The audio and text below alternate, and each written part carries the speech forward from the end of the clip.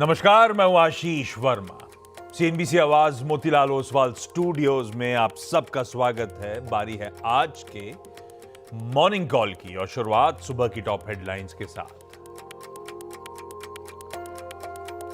भारतीय बाजारों के लिए कमजोर संकेत, गिफ्ट निफ्टी में 100 पॉइंट से ज्यादा की गिरावट। एशिया पर भी दबाव, उधर अमेरिका में डाउ जोन्स 300 पॉइंट से ज्यादा फिसला, लेकिन नैस्डैक और S&P रिकॉर्ड ऊंचाई पर बंद होने में कामयाब। पहली तिमाही में अनुमान के पास रहे बजाज फाइनेंस के नतीजे, मुनाफे और NII में 20 से 22% का उछाल। एसेट्स अंडर मैनेजमेंट यानी AUM भी 25% बढ़कर 4.4 लाख करोड़ के पार, लेकिन एसेट क्वालिटी पर दिखा दबाव, ग्रॉस NPA और नेट NPA में बढ़ोतरी। पहली तिमाही में 29% बढ़ा REC का मुनाफा, वहीं ब्याज से कमाई 38% उछली। दूसरी ओर 25% बढ़ा IEX का प्रॉफिट, रेवेन्यू में 15% की बढ़त, मार्जिन्स में भी सुधार। पहली तिमाही में साइंट के कमजोर रिजल्ट्स, मुनाफा 10% तो रेवेन्यू 9% घटा, मार्जिन्स पर भी दिखा दबाव। वहीं फीनिक्स मिल्स का मुनाफा 3% बढ़ा, फ्लैट रहे margins. Company joint venture island star mall में Canada pension plan investment board का 49% हिस्सा 5,500 करोड़ में खरीदेगी।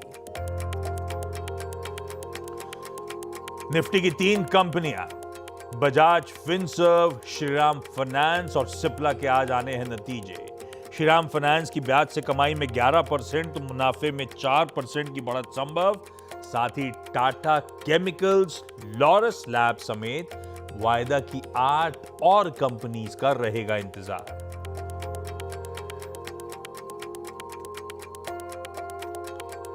और मार्केट गुरु सुनील सिंघानिया का बिल्कुल खास अंदाज में इंटरव्यू। आवाज के मैनेजिंग एडिटर अनुज सिंघल से बातचीत में बोले, दूसरी तिमाही में अर्निंग इंजन स्टार्ट होने की उम्मीद। कहा बैंकिंग, फाइनेंशियल्स, एग्रोकेमिकल्स और पावर सेक्टर में है दम। पूरा इंटरव्यू देखिए आज सुबह 10 बजे।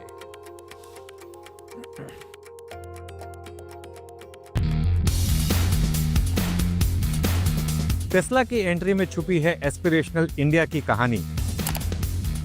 नया भारत अब कुछ बड़ा सोचता है, सपने साकार करने के लिए निवेश की भाषा बोलता है। Sunil sir, thank you so much आज हमारे साथ जुड़ने के लिए। Different kind of interview, very enjoyed. इस समय स्टॉक मार्केट में अगर कोई एंटर कर रहा है तो क्या रिटर्न एक्सपेक्टेशन रखे फिर? 12-15% over the next 3-4-5 years. Tesla और मार्केट का क्या है कनेक्शन? मार्केट गुरु सुनील सिंघानिया के साथ देखिए हमारा खास डिस्कशन। कोई भी ग्लोबल कंपनी इंडिया कंज्यूमर को इग्नोर नहीं कर सकती। ओवरऑल अब तक जो अर्निंग सीजन गया है उसको आप कैसे देख रहे हैं? होप तो है कि सितंबर के रिजल्ट से things will start to improve. Market safari, Tesla की सवारी।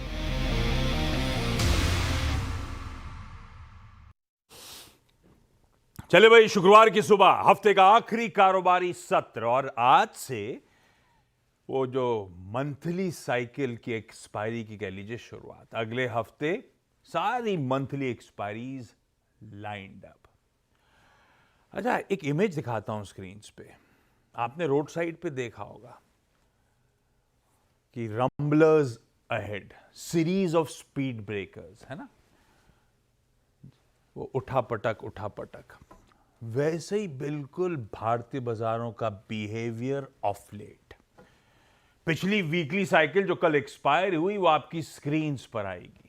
निफ्टी का परफॉर्मेंस हर दिन का मैप करते हुए ये देखिए कैसे उठापटक के साथ हर दिन भारतीय बाजारों में कामकाज होता हुआ नजर आया। बिल्कुल वो zigzag fashion, alternate days of gains और लॉसेस, ऐसे चले जा रहा है अपना कामकाज। वैसे स्पीड कम नहीं करी ना तो रमलर्स में एक्सीडेंट होने का खतरा होता है। लाइकवाइज अपने मार्केट्स में भी इस समय कॉशियस रहने की काफ़ी ज़रूरत है। खैर, कल का इंट्राडे सेशन स्क्रीन पर लेकर आइएगा। एक पस्त शुरुआत हुई थी, फ्लैट नोट पे, वीक फुटिंग पे थे, क्योंकि परसों के बढ़िया मूव्स पे फॉलो थ्रू मिला नहीं, और उसके बाद एक्सपायरी के दिन भर कमजोरी घराती चली गई और इवेंचुअली जितना परसों गेन किया था उतना ही कल गवा दिया। 2/3% दबाव के साथ सेशन की समाप्ति। कल का इंट्राडे हाई 25,550, 25, ये कहां से आ गया, 14 दिन का, सॉरी वही 25,250 कल का है, 245 के आसपास का है। वहां पे आके मामला अटका, वहां पे वो सप्लाई ओवरहैंग बन रहा है। ये वही लेवल्स थे जो लास्ट वीक के भी हाईज थे, 25,255 के आसपास के जोन्स।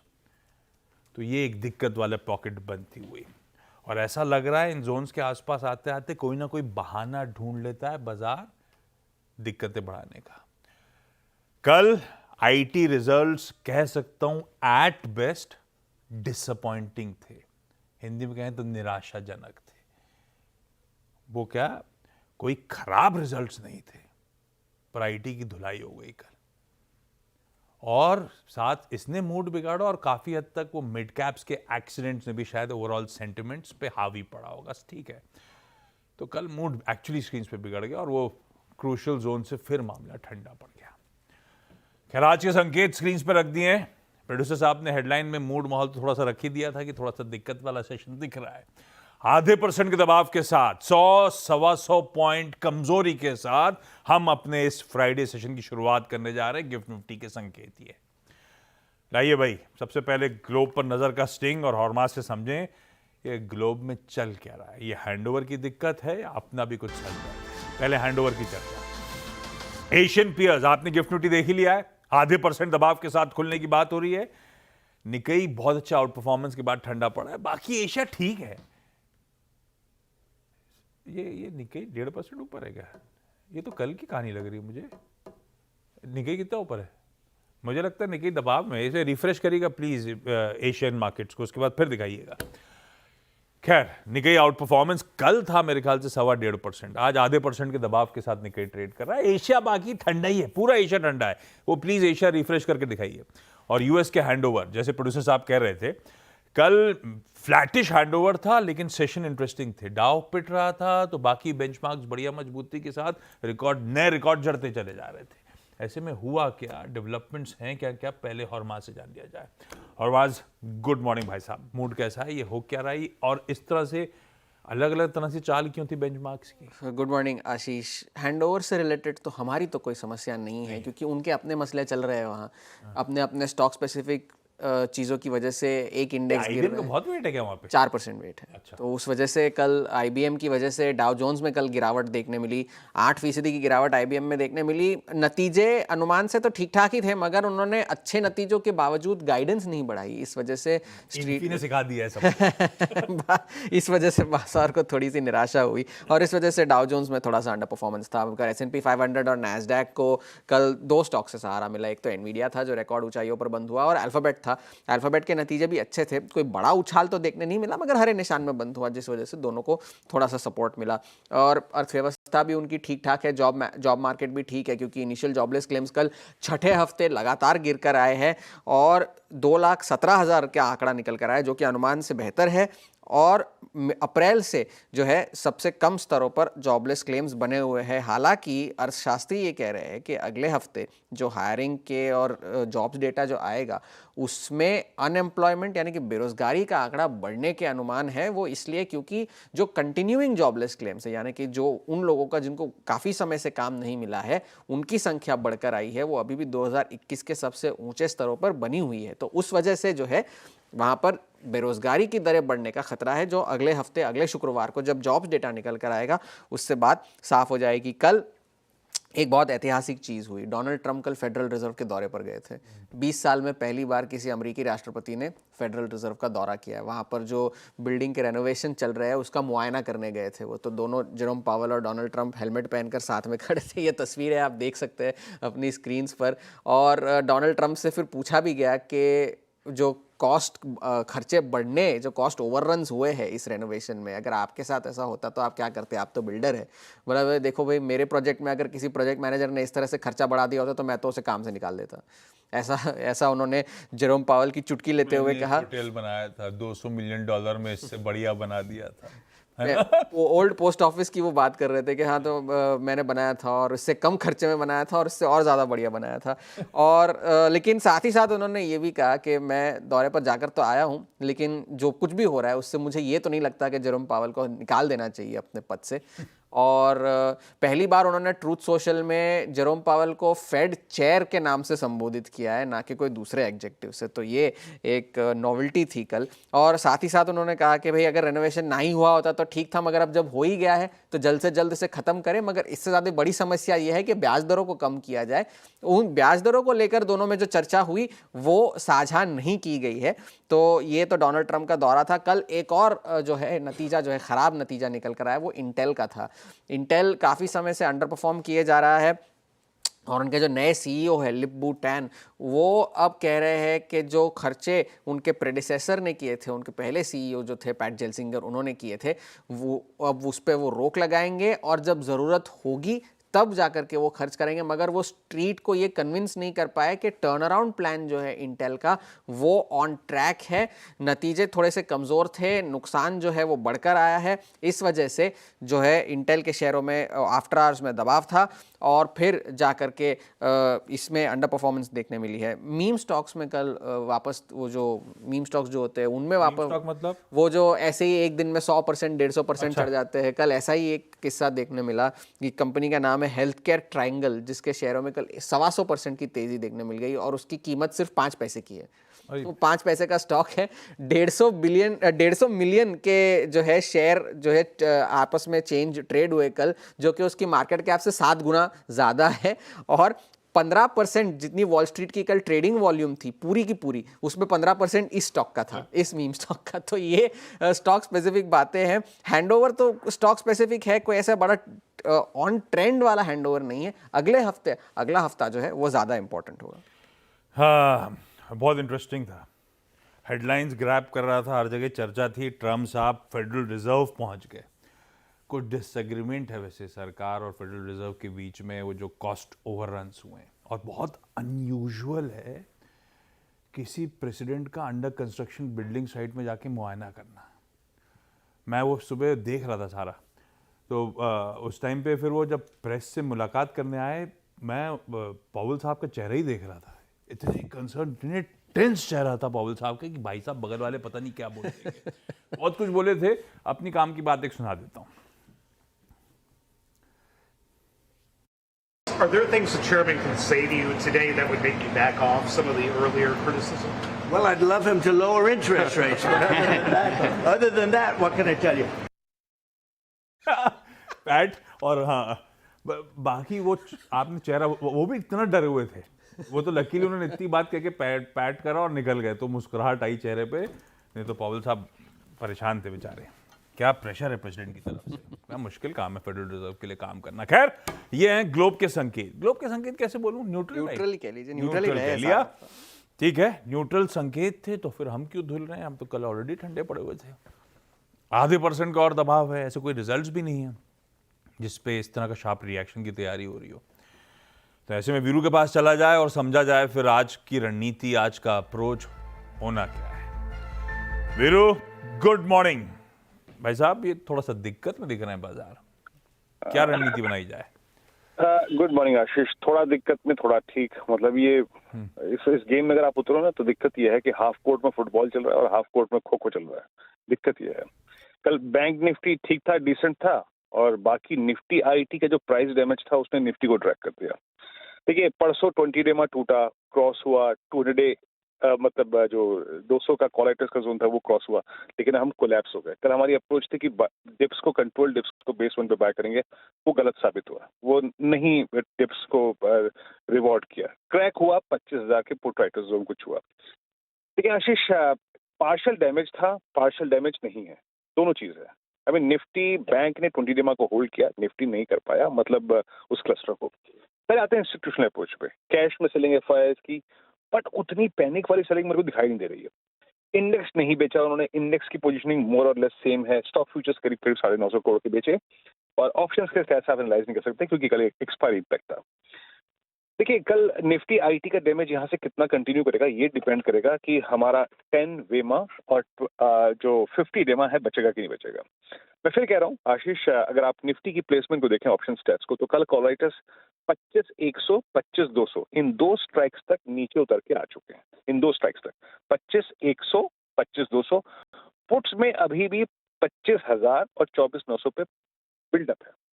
एक बात याद रखिएगा, 24,900 और 25,000 के बीच में दो एवरेजेस भी फ्लोट कर रहे हैं, 50 डे एक्सपोनेंशियल मूविंग एवरेज और साथ ही साथ आपका 10 वीक एक्सपोनेंशियल मूविंग एवरेज। अब लेके आते हैं ऑप्शंस के स्टैट्स के बाद लेवल्स।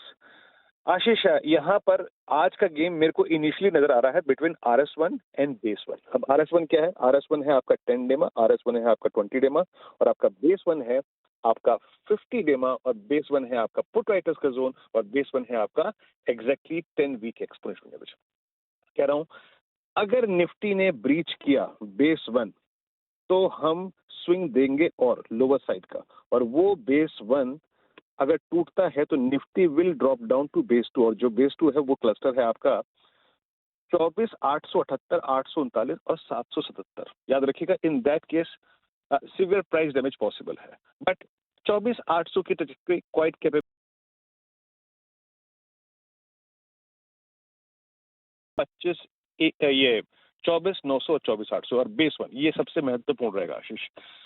और अगर स्ट्रॉन्ग हमें रहना है, अच्छा मूव देना है, तो हमको RS1 क्रॉस करना पड़ेगा, वो है 25,127, 174। In that case swing towards करीब करीब 25,287, 326 पॉसिबल है, बट अभी के लिए वो थोड़ा सा डिफिकल्ट नजर आ रहा है आशीष।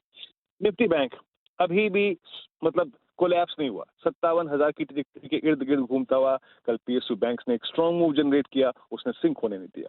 निफ्टी बैंक में अभी भी 57,000 की पुट कॉल पे कंसंट्रेशन ज्यादा है, तो बहुत खिसक के इस बात की पॉसिबिलिटी कम लग रही है। मैं कैसे ट्रेड करता अगर होता यहाँ पर, तो आशीष बेस 1 पे फोकस कीजिए बैंक निफ्टी के, that's 10-20 day exponential moving average और पुट राइटर्स का जोन।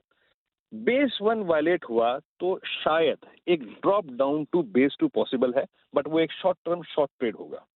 बेस 2 से एक पुल बैक काफी हद तक पॉसिबल मेरे को नजर आता है, निफ्टी बैंक उसके लिए कैपेबल है। और दूसरी चीज, अगर RS1 करता है तो बैंक निफ्टी स्ट्रॉन्ग मूव देगा, यानी जो गेम है इनिशियली वो बेस 1 और RS1 के बीच प्रोसेस करता है। बट याद रखिएगा, निफ्टी बैंक अगर बेस 1 तोड़े या फिर बेस 2 तोड़े, पैनिक मार्केट में तब मचेगा, that will be considered as uncontrolled fall Ashish. नजर रखिए भाई फिर उन अहम स्तरों पे। चलिए क्विकली आज की चकाचक चार्ट्स राजेश सतपुते.com के। राजेश सतपुते पुणे से सुबह सुबह जुड़ते हुए। Rajesh ji good morning. आज के सबसे प्रिफर्ड ट्रेडिंग बेट्स आपके। Very good morning Ashish ji, very good morning and good morning everyone.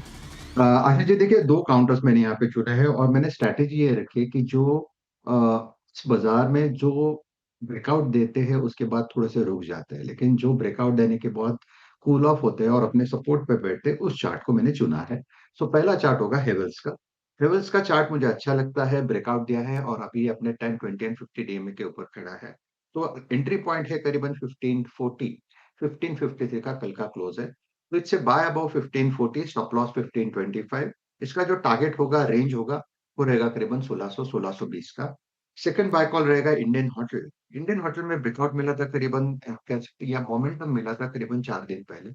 पिछले 3 दिन से ये कूल ऑफ हो रहा है और ये जो कूल ऑफ हुआ एग्जैक्टली अपने 200 डीएमए के आसपास है और इसका 200 डीएमए है 747 का। तो ऑब्वियसली एसजीएक्स वीक दिखा रहा है, तो हमें एंट्री लोअर साइड पे मिलेगी। तो इससे बाय अबाउ 747, स्टॉप लॉस रहेगा 740 का, और इसका जो स्विंग का टारगेट रहेगा वो रहेगा करीबन 775 टू 780 का। तो Havells and Indian hotel, these are to buy call. Havells और इंडियन होटल्स, ये हैं दो बढ़िया से सबसे प्रिफर्ड ट्रेडिंग आइडियाज आज के लिए आपकी स्क्रीन पे। सतपुते सर होंगे 8 बजे के पैनल पे, तब और बातचीत हो रही होगी। थैंक यू सुबह सुबह ये बढ़िया आइडियाज देने के लिए। कंचन के पास आज के इंपॉर्टेंट स्टॉक्स से न्यूज के लिए। कंचन बताएं। जी गुड मॉर्निंग। शुरुआत कर लेते हैं बजाज फाइनेंस के साथ। देखिए नंबर्स हमें यहाँ पे मिक्स बैग देखने को मिले हैं। अगर हम बात करें नेट इंटरेस्ट इनकम की तो यहाँ पे हमें करीब करीब 22% का एक उछाल देखने को मिला है। 10,227 करोड़ पे नंबर रजिस्टर हुआ है। But on the same page अगर हम बात करें एसेट क्वालिटी की, ये थोड़ी सी हमें गिरती हुई नजर आई है। ग्रॉस एनपीए 1.03% पे रजिस्टर हुए हैं। वहीं अगर हम नेट एनपीए की बात करें तो ये भी हमें स्लाइटली ऊपर जाते हुए नजर आए हैं।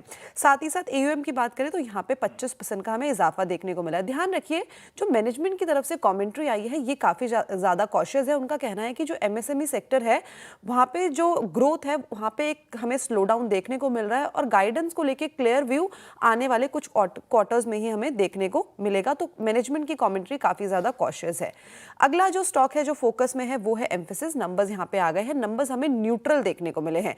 अगर बात करी जाए एबिट की तो ये 571 करोड़ पे रजिस्टर हुआ है, यानी कि क्वार्टर ऑन क्वार्टर बेसिस में केवल 0.5% की यहाँ पे हमें बढ़त देखने को मिली है। मार्जिन यहाँ पे हमें स्टेबल साइड में देखने को मिले हैं, ना ऊपर गए हैं ना नीचे गए हैं, सेम ही हमें देखने को मिला है। इनफैक्ट अगर डॉलर रेवेन्यू की बात करी जाए तो यहाँ पे भी हमें केवल 1.6% का एक अपटिक देखने को मिला। लेकिन ध्यान रखिएगा, अच्छी चीज ये है कि इस टाइम पे उन्होंने highest ever total contract value यानी कि टीसीवी विन किया है करीब करीब 760 मिलियन डॉलर का। इस लिहाज से एम्फेसिस।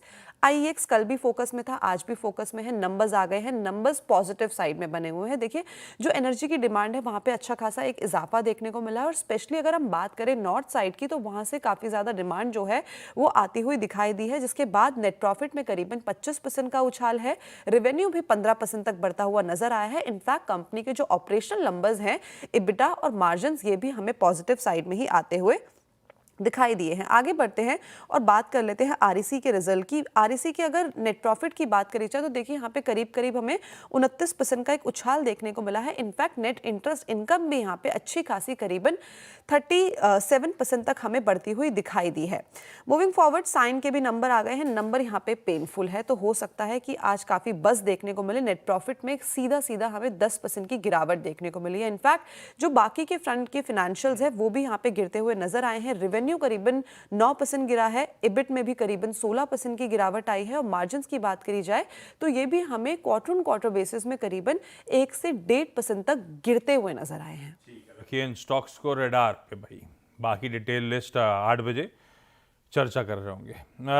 सन फार्मास्यूटिकल्स पे रिपोर्ट, क्योंकि सन फार्मास्यूटिकल्स कल खबरों में था। $200 मिलियन में इन्होंने अपनी एक यूएस कोर्ट में एक केस चल रहा था उसका सेटलमेंट करा है। $200 मिलियन मतलब हो गया यार, कितना होगा, 3,000 करोड़ रुपए के आसपास। नहीं, हाँ 2,000 करोड़ रुपए के आसपास है। 1700-1800 करोड़ रुपए हो जाएगा $200 मिलियन। तो मॉर्गन स्टैनली की फिर रिपोर्ट आई है, वो कह रहे हैं ओवरवेट ही रहेंगे हम 1960 के टारगेट्स के साथ। वो कह रहे हैं सन ने जो $200 मिलियन के सेटल करने की क्लेम्स की बात करी है, टैरो और सन मिलकर वो पे कर रहे होंगे। ये लिटिगेशन पुराना मामला है, 2015 से पहले की कहानी थी। सन के पास $3 बिलियन के आसपास का कैश है। एफसीएफ यानी कि free cash flow positive business है, तो कोई मटेरियल इंपैक्ट इसका उनको नजर नहीं आता है। इसीलिए वो कह रहे हैं सन फार्मास्यूटिकल्स में जो स्टैंड था हम कंटिन्यू करेंगे, ओवरवेट रहेंगे। क्विकली छोटा सा ब्रेक ले लिया जाए। ब्रेक के उस पर जब लौट के आएंगे तो आज होंगे अपने साथ पृथ्वी फिनमार्ट के मनोज कुमार जैन साहब कमोडिटी कॉल्स के लिए, और इवेंट्स कैलेंडर लेके आते हैं।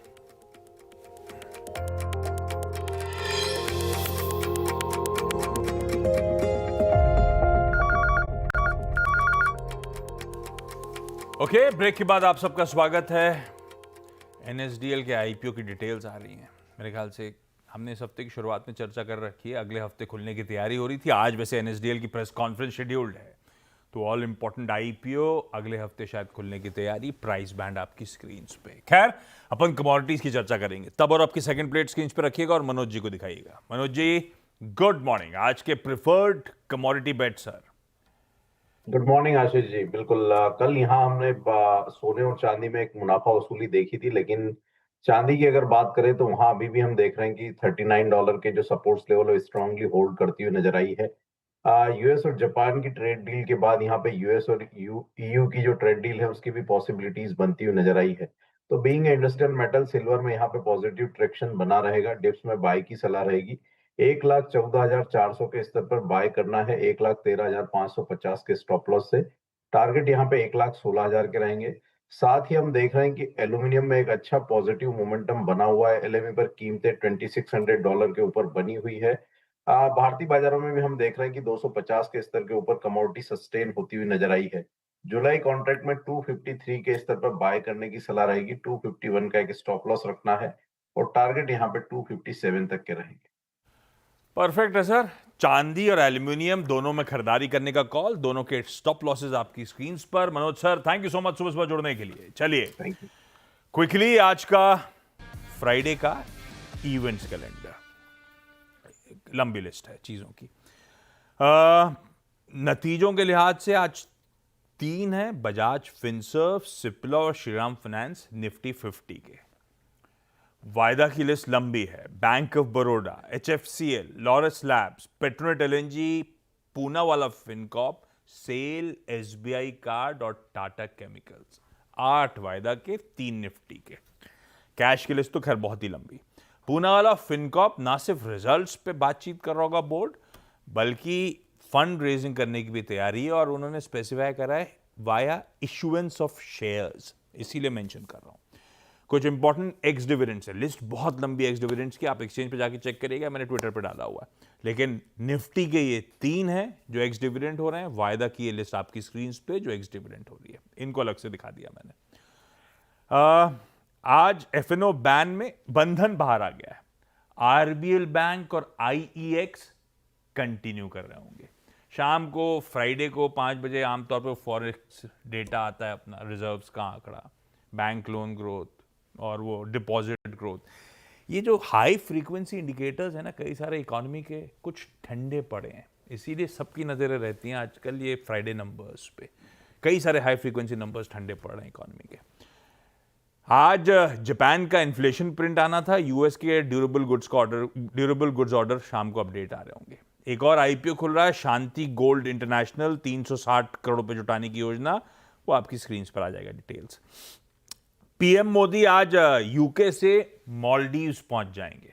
उनके इंडिपेंडेंस डे सेलिब्रेशन के चीफ गेस्ट हैं जो कल होनी है। RBI गवर्नर की एक फायर साइड चैट है एक BFSI समिट में आज। सुप्रीम कोर्ट में आज फाइनल हियरिंग है, वो 28% GST जो ऑनलाइन गेमिंग पे लगा था उस पे। तो कुछ स्टॉक्स एडा पे रहेंगे लिस्टेड स्पेस से। फ्राइडे है तो एक रिलीज बता देता हूं, द फैंटास्टिक 4 आज थिएटर्स में इंग्लिश एक्शन जो है रिलीज होने आ रही है।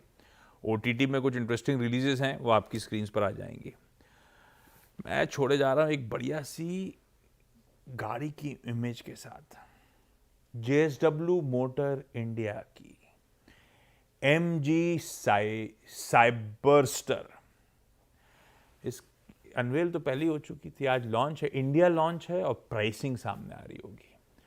Convertible rooftop, scissor doors, MG की तरफ से फास्टेस्ट गाड़ी और एक शोरूम प्राइस शायद हो सकता है 60-70 लाख के आसपास आए, पर फास्टेस्ट मतलब 0 से 100 किलोमीटर्स इन मेयर 3.2 सेकेंड्स।